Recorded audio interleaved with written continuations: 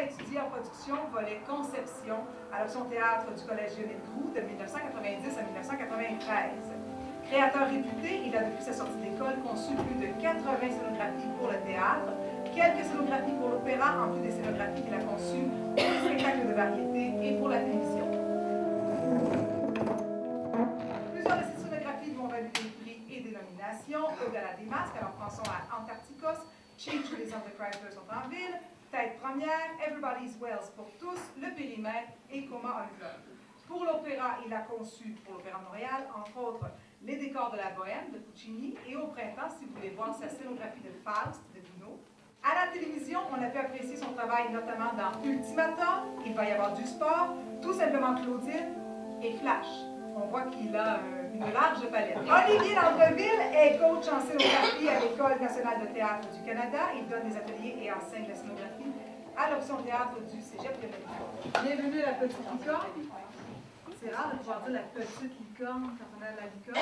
Et maintenant, on a une petite licorne, une grande licorne. Bienvenue, bien sûr, à cette carte blanche offerte par la Manufacture. Alors, qu'est-ce que c'est la carte blanche? Eh bien, Denis Bernard a choisi cette année 3 artistes qui fréquentent la Manufacture et on leur a offert un espace, une place, une plateforme, une tribune pour vous rencontrer. Donc, on veut provoquer une rencontre qui soit un peu inhabituelle. Alors, Denis Bernard a donné 3 cartes blanches cette année, une à Maxime Denomé, une à Mathieu Quesnel et une au merveilleux Olivier Landreville. C'est pour lui que je vais vous dire.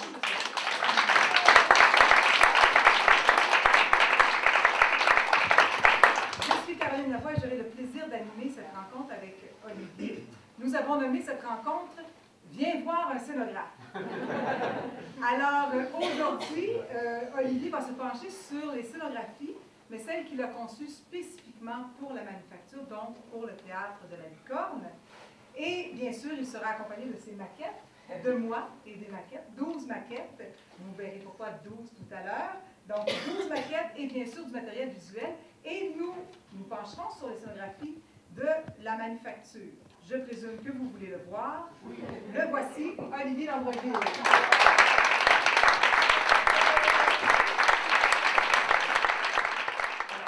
Étant vaste, vous avez compris que nous nous concentrerons ce soir sur les scénographies qu'il a créées pour le théâtre de la Manufacture.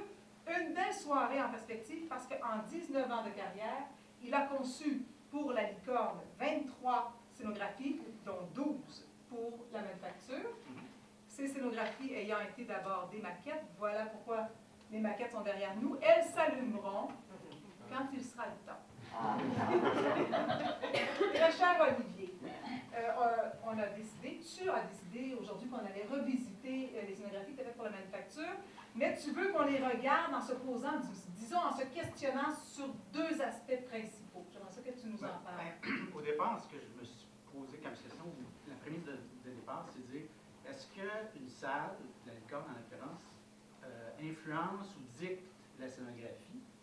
Et puis, l'autre volet, je me posais, est-ce que c'est peut-être la dramaturgie de la Manufacture dicte une ligne dans la scénographie? Est-ce que M. Jean-Denis Leduc est ici parmi nous? Par hasard, oui. Ah, c'est génial, qu'il ne s'enfarge pas. Ça va-tu, Jean-Denis? Ça va bien, oui. Merci. Tu pas bien ici, là? Oui. OK. Jean-Denis Leduc, directeur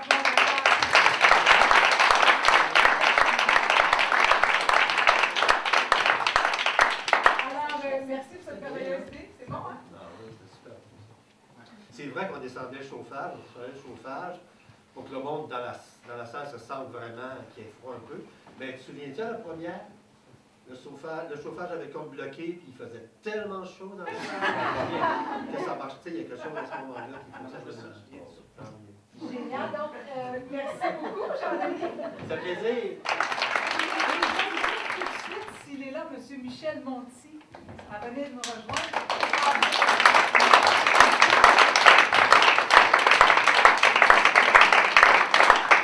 Si je me trompe dans une date, Michel, tu pourras me le dire, mais je pense pas. Là, ça, c'est en 2003.